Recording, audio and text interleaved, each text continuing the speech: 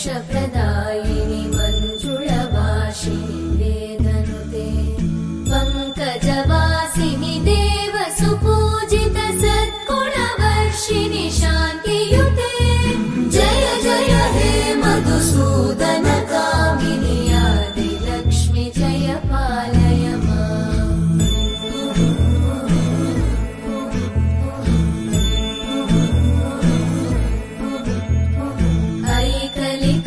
ऐकलिकल्मषनाशिनि कामिनि वैदिकरूपिणि वेदमये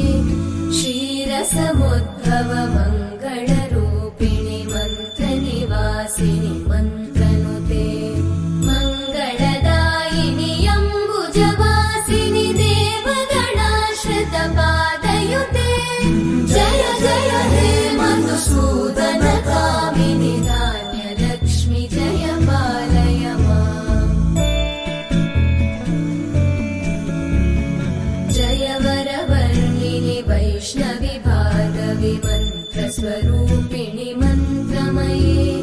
सुरगणपूजित शीघ्रफलप्रद ज्ञानविकासिनि शास्त्रनुते भवभयहारिणि पापविमोचनि साधुजनाश्रितपादयुते जय जय हे मधुसूदन कामिनि धैर्यलक्ष्मि जय पालय माम्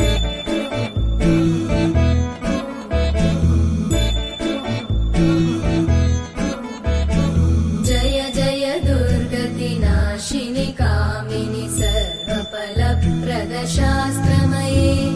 रथगजतुरगपदादिसमानुत परिजनमण्डित लोकनुते हरिहर ब्रह्म सुपूजित सेवित तापनिवारिणि पादयुते जय जय हे मधुसूदन कामिनि श्रीगजलक्ष्मी पालय माम् सकल सुरासुर देव मुनीश्वर मानव वन्दित पादयुते जय जय हे मधुसूदन कामिनि सन्तानलक्ष्मि पालय माम् जय जय हे मधुसूदन कामिनि श्रीधनलक्ष्मी पालय